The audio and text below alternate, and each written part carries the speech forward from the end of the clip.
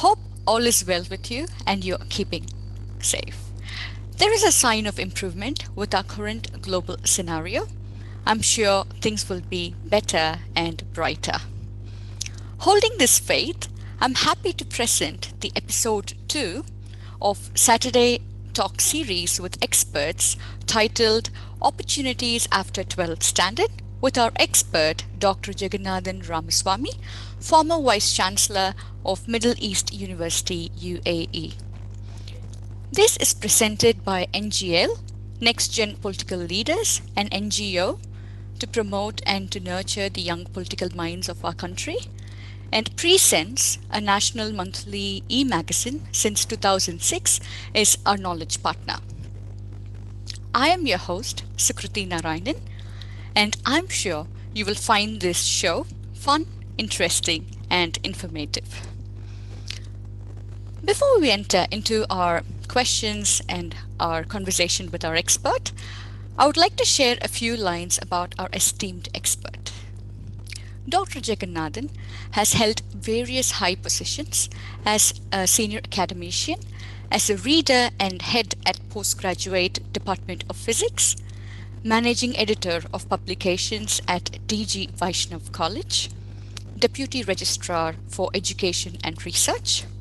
Currently, he is provost St. Therasa University, St. Vincent's and the Grenadines, West Indies. He is chairman, National Agricultural Farms and Research Foundation in Chennai. It is such an honor to have you in my show, sir. Welcome. Thank you for a very good introduction. I thank the opportunity given by the Presence and also the NGPL for their extensive social commitment in drawing a discussion on the topic of social relevance today. Thank you, sir. So our topic is opportunities after Standard 12. But before that, I would like to start by asking, how many students normally pass out of plus 2 in India every year, Professor? India is one of the most populous countries in the world. Out of the 750 crore population in the world, we have about 130 crores in India. So naturally, the numbers will be very high. So it may be surprising for you that in India, every year, and also this year too, we have about 1.14 crore of students are passing out of the plus two. That's Wow. tremendous. Yes, it is a huge number. So is India equipped to provide higher education to 10 million students every year, Professor? Yes, immediately after the independence, one of the areas which the Indian government concentrated was to strengthen the base of education in India. As a result, now we have every year 2.5 crores of seats available across India. It is delivered through the 52,000 affiliated colleges attached to about 850 universities. So they offer different courses of various durations of 1 to 5 years duration. About some 200 varieties of courses are available to fit in the taste and the ambitions and aspirations of the students and parents of this country. Wow. Those are huge numbers. So for the students and parents, it looks like it's a great tussle to get admission in the desired course and in a desired institution. So how do you think the students or parents can handle this? Yes, this is a very relevant question. And this, we have to spend a small time on this question. If we compare our Indian students with the students from the UK or USA or Australia or Singapore, in those countries, the students have a fair idea of the real world by the time they come out of their plus two or they graduate of the secondary school. But as far as our Indian students are concerned, they are studying the notes given by the teachers, and they almost by heart and reproduce. And they are concentrating only upon their studies without bothering about even the extracurricular activities. As a result, they are spoon fed by their teachers. So as a result, they don't have any idea about the real world at all. So if you ask them to decide about what you want to do in your higher education, it will be a very tough decision. Maybe they may do a wrong decision also. So that's the difference between the students from the West and in India.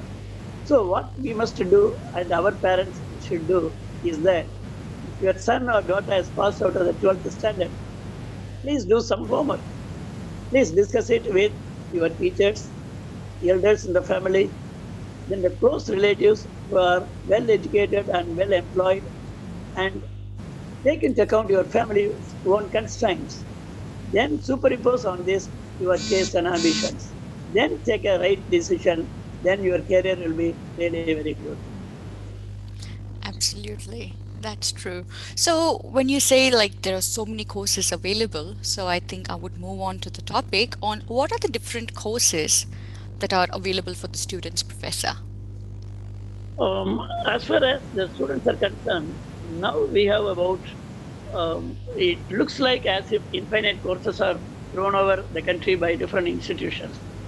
It's a myriad of courses available and it confuses the students and parents as well. But it's not really so. Really speaking, there are only 9 categories of courses are available. Any of the two other varieties, they fall into one of these 9 categories only.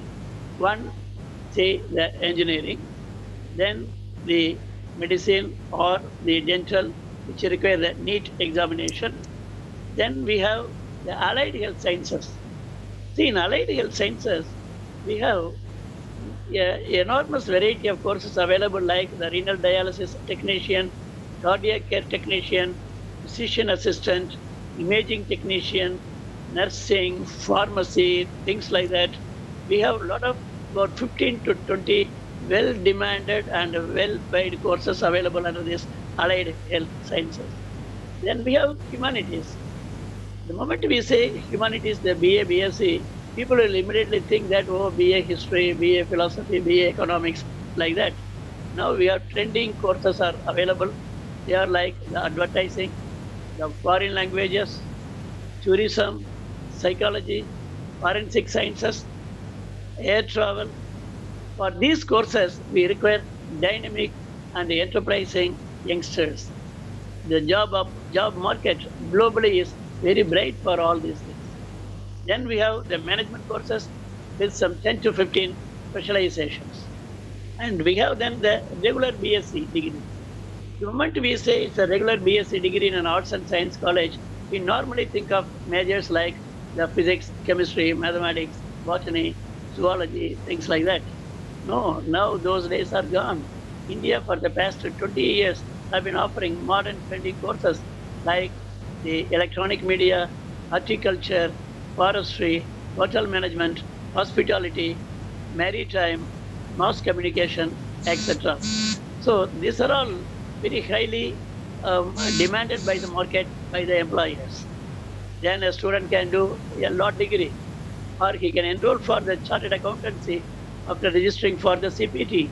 So the number of available courses is enormous, and they fall into 9 of these categories, one of these 9 of these categories. So let them carefully think over what will be suiting them, what will be suiting them ambition, then the family constraints and their career opportunities. Then let them join those courses. Wow. So, though you say there are 9 categories, but yeah, you gave a real elaborate picture. So, how do you think these students, from where do you think they can find this information from, Professor? See, Because I know it requires a lot of research. and now, as a national policy, we have most of the national portals are giving these informations. Precisely the admission procedure, right from how to do the application. They even help you to fill up the application, the deadlines, and the procedure of enrollment, when the results will be out. All those things are very clearly available. So now those things can be accessed even by a mobile phone. We don't require even Android or smartphones. Even otherwise, by any phone, it can most of them can be accessed. Wow. Okay. And when we're talking about the various courses, so one thing that comes to my mind is the engineering course because I think it's the most sought after because every other person, in our neighborhood, they are engineers. So, is the demand for engineering courses on wane, Professor? Oh, this is really a good question. See, India now have more than 50 lakhs MSMEs. They require engineers. But the problem is that by the time we finish our engineering and come out, we should be employable. So there are about 3,300 engineering colleges in India. It is offering about 16 lakhs UG, that is BE, BTech degree seats, and about 2 lakh PG seats. So of which now we have about 130 of them have been closed because of lesser demand, as you say. That might be taken as if the engineering is on the van. But the industry needs engineers who are knowledgeable. The industry needs engineers who can work well in a team and also work well in a focused way when they are working alone.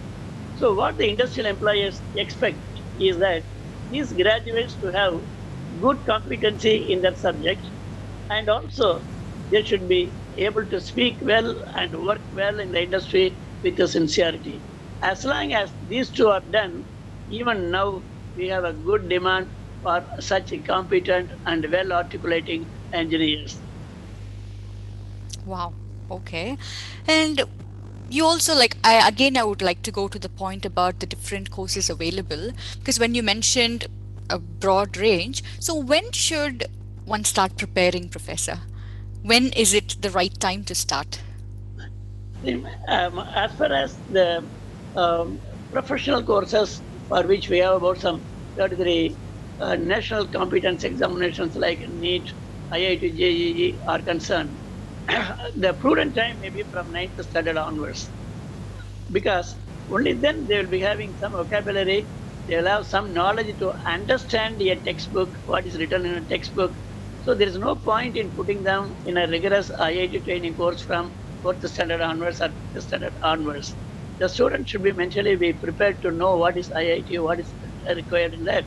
So whether it's NEET or IIT or any entrance examination, we have about some 33 national entrance examinations held as of today, including the National Defense Academy, where we recruit very large number of sure candidates every year. But for all these things, start the preparation from ninth standard onwards. That is one thing. Then second thing, when the students are preparing for this, please ensure that the health of the student is good. They don't fall sick, take basic precautions. They have the right mix of time to spend their time and relax themselves by playing with their friends in a street or somewhere for about half an hour or 1 hour, something like that. So as a result, now we will be having a situation where they are physically fit and at the same time they will be ready to put very hard work. And for other national examinations, this is applicable to all of them. So the main mantra is that they should prepare well, taking care of their health too. Fantastic. Sure, Professor. And now, when we say you have a lot of courses available, not all students will have, the money power to join the reputed institutions. So that being the case, so how about getting scholarships or financial aid, Professor? So can you add more light to that topic? Yes. See, as far as the India is concerned, we have the rural India people who are in the lower side of economy, and we have students who are having ambitions to contribute to the country coming from the rural India as well. This is the picture on one side. On the other side, the cost of education is going up. So, for example, the PRS India has given in a statement that out of the people who have passed the 10th standard, about 25% of them are dropping out before they come over to the 11th standard because they Wow. are not affording, they are not able to afford to the educational costs at the higher secondary level. So as a result, a lot of thinking has been going on, and really there is a good mechanism is available in the country, and we have crores of rupees worth of scholarships are available today, both for meritorious and underprivileged categories. These things include merit-based scholarships, means-based scholarships, merit cum means-based scholarships, and women emancipation-based scholarships, course-based quotas, and we have educational loans also available for people who are not able to fit into any one of these above financial things. In addition to that, we have the first generation scholarships available, and we have the social upliftment scholarships are also available. But we should remember most of these scholarships are available if and only if the students join a NAC accredited educational institution for higher education. So if they join any institution which is not accredited by NAC, then these scholarships are not available to them. It's not open to them. So they should exercise the caution. Instead of falling into the trap of being lured by the private institutions, we should make a check whether these institutions are nationally accredited by the National Accreditation and Assessment Council. That's one thing. Then, as a statistics, you may remember that last year we have dispersed, the India has dispersed 2.5 lakhs students the educational loans worth of 22,500 crores, with individual loan ranges from 2 lakhs to 9 lakhs. So the money is not a constraint, but only your will to do well is the only criteria needed as far as the higher education is concerned. Fantastic. So there is a lot of opportunity out there. Yeah. That's a lot. 22,500 crores. Wow. So now, Professor, you did actually, give us a light about the various types of scholarships, like, sports-based quota and a lot of them. So how can a student find more about this? Where will this information be available? Oh, that's good. And most of these scholarships, like the merit-based, means-based, merit-cum-means-based, human emancipation, social upliftment scholarships, all these things are issued by circulars to the respective educational institutions at the beginning of every academic year. It is mandatory for all the educational institutions to put them on the notice board. And they normally give about a month or two time to apply for these scholarships. The criterions are very well laid over. So absolutely no problem at all. One should be looking at the notice board, or if they are not able to do that, or if they are having a doubt, please approach the college office. They will be in a position to do that.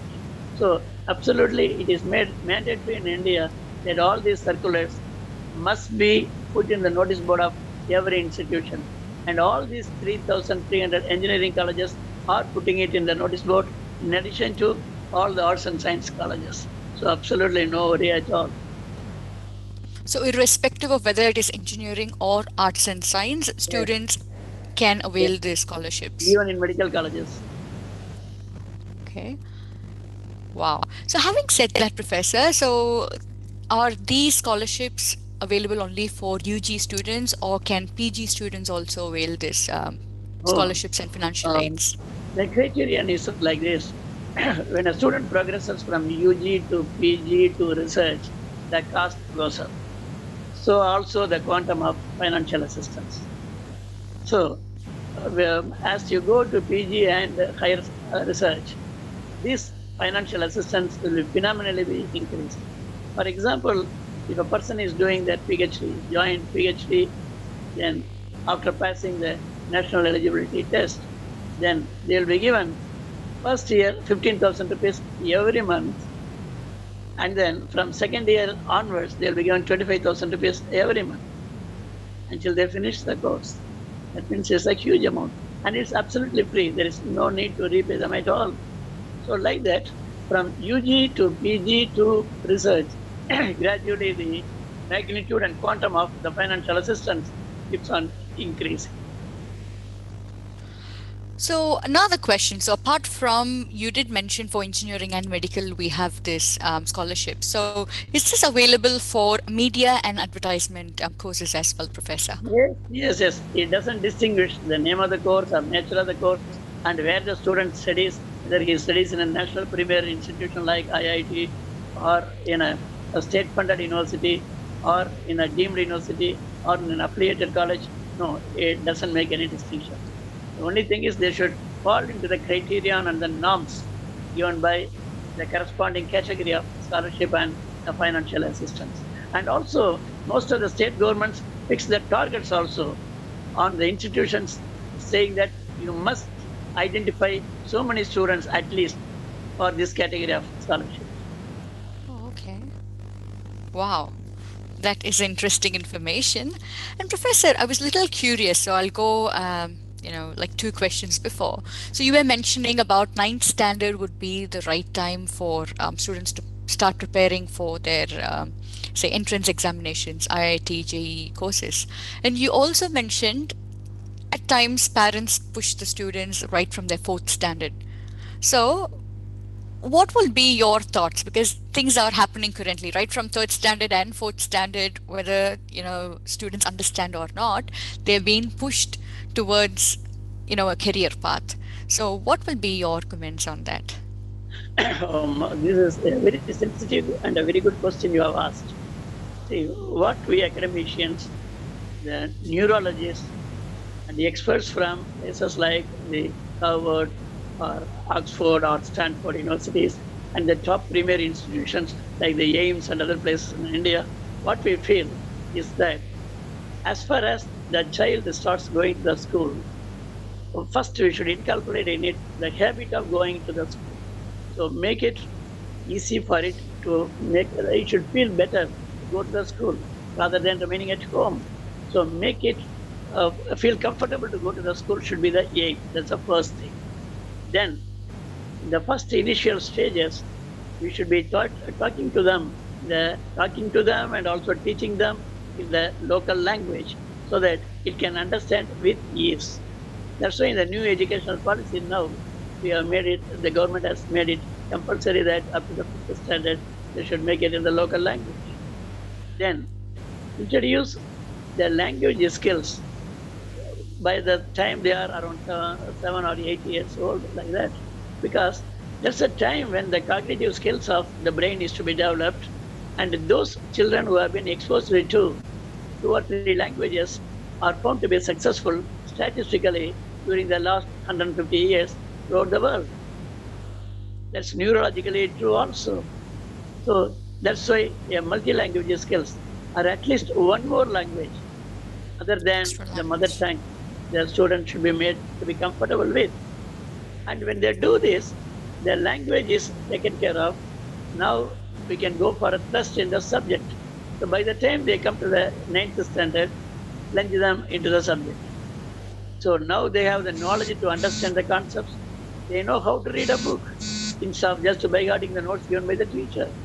So whatever they learn by their own, on their own, contributes to their knowledge. If they keep on accumulating this knowledge, it gives them the wisdom. If they give them the wisdom, then they understand the real world. That's the success of the whole family, whole student, and the whole country. Absolutely.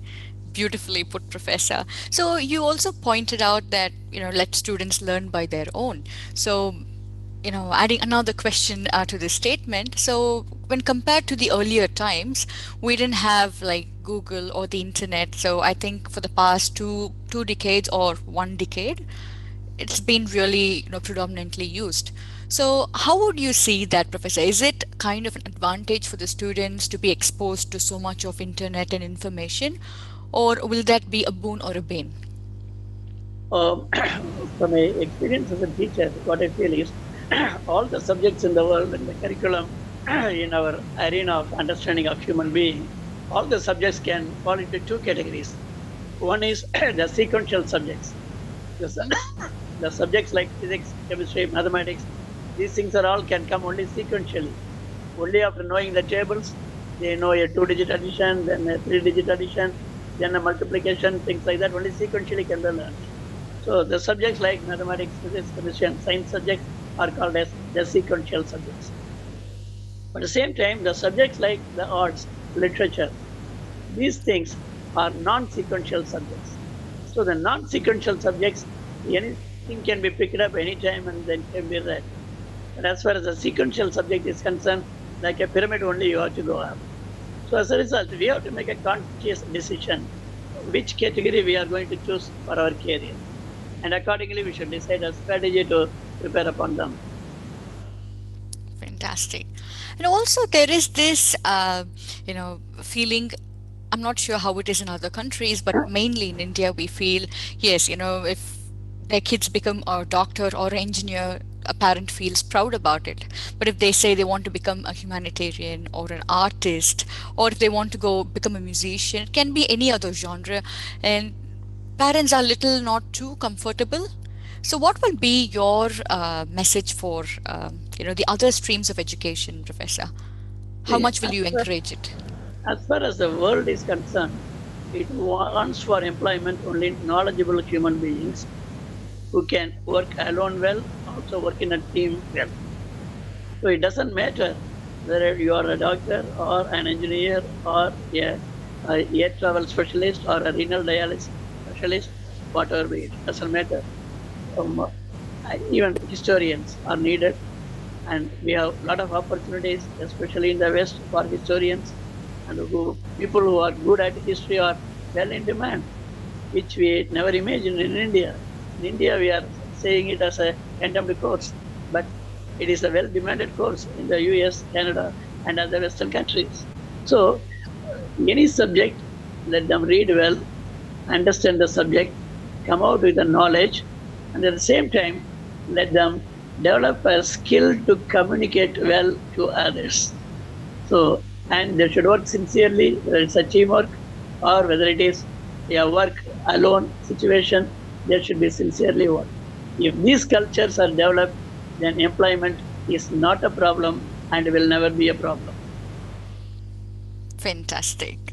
So, Professor, having said that, what will be your comment on the overall quality of higher education in India? um, when we got independence, we had an immediate problem. That is when the British people have left the country, we had a necessity to fill up the clerical posts in all Dasildar offices, collector offices, and other things. We needed large number of graduates.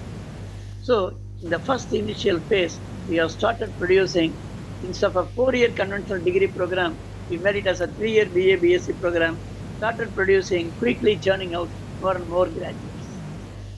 Then that was the phase one of Indian educational system till about 1971. Then we wanted more scientists, more engineers for our own consumption who are having quality. So India concentrated from 1971 to 1985 on concentrating creating the base for engineering, doctors, lawyers, auditors, professionals like that. Then from 95 onwards, the picture changed. We wanted to produce engineers, but world class. We wanted to produce scientists, but world class. We wanted to produce doctors, world class. That's why after 1995, most of the Indians have gone to job. They have been hired by companies in the West. That's why there was an exodus of, which we used to say as brain drain. They have gone over there to US or Canada or Australia and other places. So this is because our educational standard has come up. But still, there are many pockets of holes in this. Only to alleviate them and mitigate them, now we have the new educational policy 2020. A few days back, our central government has given the cabinet approval for that. Wow. Okay. That is a fantastic point to note. And can you, share more thoughts about the ranking systems of educational institutions, Professor? So once we finish with that, we will open the floor to, question and interactive question answer session with the audience. Yes. See, in the United Nations now we have about 194 countries roughly. And they have given what is known as the sustainable development goals for these countries, or for all the member countries to come up. So when the United Nations have issued out the guidelines for sustainable development goals called as SDGs, one American company called as the Time Ranking Company, they have started ranking as per this SDG of the United Nations all the universities in the world. The only thing is the university should volunteer itself to be assessed by the Times ranking. So if the university volunteers itself, then they will assess them based on some 13 well accepted and well debated non-subjective objective parameters, and they will be ranking the universities. So they did this with there is a British company called as the Quackfully Simons Company, that's called as the QS. So from 2004 to 2009, the T along with the QS has been releasing the ranking list. Then from 2010 to 2013, they have collaborated with the Thomson Reuters, and then we called it as the Times and the Thomson Reuters ranking system. And now from 2014 onwards, the Times ranking has entered into a collaboration with the Elsevier, and they are doing it. Now, when they do it like that, now what we find is that in India we have about 865 universities. Of these 865 universities, only 23 of them are in the rank between 501 and 1000 on the global ranking. And only 6 of them are between 251 to 500 rank. Unfortunately, there is no Indian university within the rank of first 250. Probably when this new educational policy comes into the picture, it's a matter of time that our universities might find a way into the top ranking, because most of the new educational policy aspects have been drafted out of following the SDG of the United Nations, that is the Sustainable Development Goals of the United Nations. We have liberally taken our inspirations from that, and we have prepared our NEP 2020. So I hope India is now on the right path towards a better ranking and a better place in the world university rank. Fantastic. So, Professor, yes, we're open to audience for questions. And I have a first question here. Not all students are bright and can be one. So, what will be the scope for students who don't fare very well in exams? Is one of the questions, Professor. Oh, that's good. See, as far as the marks that a student gets in the 12th standard is concerned, he has only one limited objective of getting an admission for a college degree course. It doesn't have any further consequence at all. So let the student join any course and join the course, let them read it well, develop their language skills during the duration of the degree program. When they come out with the competence in the subject and also with the articulation skill, they will be getting a job irrespective of their 12th standard mark. So if they get a low mark in the 12th standard, they need not be worried. It has a limited purpose of getting an admission to a college course only. It all depends upon how they do the college course and what communication skill they develop in the college course. That will be deciding their career, not the 12th standard. So they need not be worried. The parents also need not scold their children. Okay, that is, I think that is the most important thing. Parents need not scold children. Thank you so much for that message, Professor. I have another question here. It is, what are the different streams or medium through which one can educate oneself? Is the question, Professor. Oh, and as far as a very vast country like India is concerned, um, many of the states are offering flexibility in the medium of instruction, flexibility in the medium in which the student can write their examination, the flexibility in the medium in which they can take the internship, the flexibility in the medium in which they are encountering the viva examinations. And also, if they succeed well and get the degree program, there are flexibilities of making a choice of a different stream while they pursue their PG degrees. So one has to do well. That's the thing. It is independent of the medium that they do. They have the knowledge and the ability to communicate well. Their communication skill is good. I think job opportunities are really good, not only within the country, but also globally. Beautiful. And I have a question about online education, Professor. So they're asking how valid or how do you consider online education? Yes. Like, Um, not sure what they mean by how do you consider online education, but what will be your thoughts, Professor? for sequential subjects like the mathematics, physics, chemistry, and science subjects, online education will have a limited impact because we can't ensure whether the students pick up the threads, whether the students pick up the threads correctly, whether they pick up the right threads. These are to be ensured only then the sequential program can go well. So for sequential subjects like the mathematics, physics, chemistry, and science subjects, the scope, unless the student is very attentive, unless all the environment is very good, unless there is no disruption in the internet connectivity, if everything is ideal only, then the chances of the success is high and good as far as the sequential subjects are concerned. As far as the non-sequential subjects are concerned, like the literature, history, economics, and other things, even if they miss 1 or 2 points, they can make it up, and it is not sequential. So as a result, wherever in the world we have the different universities have been following up the online courses, wherever they have it for these non-sequential subjects, the success has been enormous. So this we can bear in our mind whenever we try to venture on the online systems. Perfect. I hope that answers your question. Okay, I have another question here. It is quite interesting. So the question goes, is it a must to get a college degree to be successful?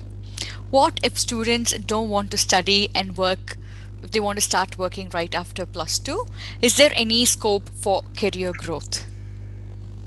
As far as the human system is concerned, what all we provide is one person provides a service to another person, and return we get a remuneration or a compensation.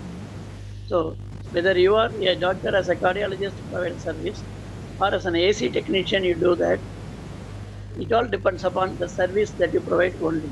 As long as you have the right competence, and there are opportunities for every field.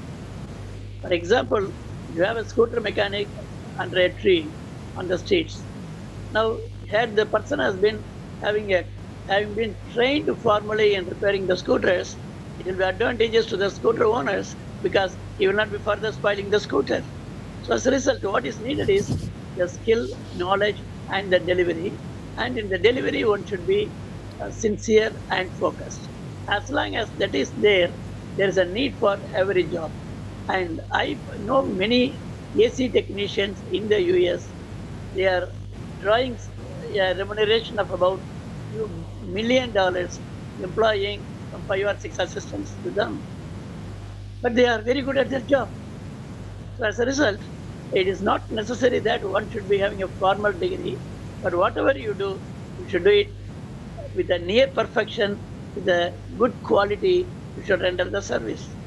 As long as that quality is there, I think the world needs the service of anybody in any stream. I would say that is rightly put, Professor, because here in Australia as well, we have so many people as plumbers, as locksmiths. We never knew there are so many niche areas, but they make a lot of money. That is true. So money should not be a criteria, right? Yeah. Beautiful. I have another question here. So it is, you being a senior academician, what will be your advice for students who are going to write their plus two next year? Oh. See, I have a couple of advice to the students as well as to the parents. So, because as far as the students are concerned, when you are in a country where the marks that you get is crucial, so as a result, you should concentrate upon your studies. Probably you don't be lured away by your mobile phone or TV programs or cricket or things like that. Concentrate upon. If that 1 year, if you put your effort sincerely and putting hard work, the rest of the 45 years in your life, you'll be good off. And in this 1 year, if you are just enjoying, then the 45 years, you have to be settled down to mediocrity. Then So concentrate upon your studies during this 11th and 12th standard. As far as the parents are concerned, please be monitoring closely your wards, your son or daughter. First, ensure they don't fall sick. Even don't allow them to drink water from outside. Give a water bottle to them. That's one thing. Second thing, even for a marriage or anything, don't be taking them. Maybe just taking them for a marriage or a function for just one day, for a birthday party. But that will be lingering in their thoughts for about another week. So their productivity is reduced. And then third, final important point is that please have a close watch about on the health of your son or daughter.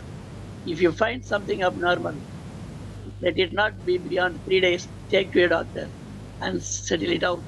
So, because it is very well essential that they should remain fresh and they should not fall sick and they should not get distracted, so that your family's ambition of they getting a good score will be high.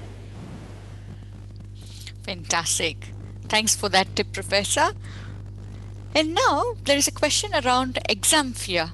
So, how do we handle exam fear? Like, there's someone who says, I always fall sick while writing the exam. How do I handle it? So, this is really because of unplanned preparations. So, um, I know a student who has been preparing meticulously for the past 6 months before the examination. The student has revised every subject from 30 to 35 times. And when in the hall, when the student wrote the examination, the student told, it looks like as if he is copying from the book, because when he is looking the answer sheet, he is able to see the pages of the book from which he has studied them, and he just wrote, and he got the university first. And if Okay. a student has not started the preparation well in advance, if they have not put enough work, then they are running short of the preparation. They don't have the material. So psychologically, there is a setback, and they find the facing the examination is very difficult. Very true. Very true. I remember having my exam fears as well. Thanks for that question. And one last question, Professor, I'll take from the audience. So they're asking, how important will internship opportunity be for students after plus two? Yes, the internship opportunities are very important. I feel as an educationist. When I was as long as in India, I thought getting a mark theoretically on the book, writing the answers, getting a more mark and getting a more course, I think that will be fantastic. But when I had the global experience, I find that finally our knowledge should be useful to the real world. Real world is not just representing your knowledge alone, but also how do you interact with the world? How do you interact with your employer, employee, customers, and other things? And even how to handle a machine, how to handle even a small thing. So as a result, internship training is as good and as much necessary as the subject knowledge itself. So it is very, very needed, and it is absolutely complementary to each other. Fantastic. So students, please go for the internship opportunities. Yes. So, Professor, before we wind up this session, I would request for concluding remarks from you to the parents and for the students who've just passed the 12th standard and seeking for to go to a good college. So, what would be Yes. your concluding remarks? So whatever be the marks that your ward has got, either in the national entrance examination or in the plus two, don't be scolding them. Take it on the face value. That's the first thing. Second thing, please discuss what courses your son or daughter can take. Discuss it with the elders in your family, the knowledgeable people in your village or in your surrounding, in your relatives who have been well studied and well employed, and discuss with these things. And please arrive at what course will be better for your son or daughter, given their ambition and also your family constraints. Please do your homework before start filling up or start throwing up an application to any institution. You do this, I think the whole college education, higher education will be not only easy for your child, but also it will be rewarding for them in their career. Fantastic. That was excellent, Professor. And just to sum up the conversation that we had for the past 45 minutes, so we saw about 10 million students pass out of plus two every year, and we have about 25 million seats available in India to accommodate the various ambitions of our students. And of course, it requires a good planning to get to a course of one's liking. And thousands of crores of scholarships and education loans are available for students. Educational loans are available if and only if you join a NAAC accredited institution. And very, you know, beautifully put, Professor, employers are not only expecting graduates to have technical and discipline competencies from their degrees, but also want the graduates to demonstrate a range of broader skills and attributes that include team working, communication, leadership, critical thinking, problem solving, and managerial abilities. That was a very, very valid message, not only just for the plus two point of view, but also for their future point of view, Professor. Yes, I can't thank you enough. and studying must be an exercise of pleasure. It should not be an exercise of pressure. Beautiful. That's really well said. So I can't thank you enough for the extremely valuable inputs that you have shared with our viewers. I wish I watched this program when I was back in my 12th standard. Still not too late. Thanks a lot for being part of the show despite your busy schedule, Professor. Thank you. Thank you.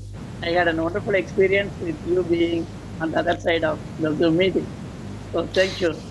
Fantastic. Thank you. Thank you. And next week, same time, same window, we're going to hear from Sri K. Srinivasan. He's the convener of Education Loan Task Force ELTF.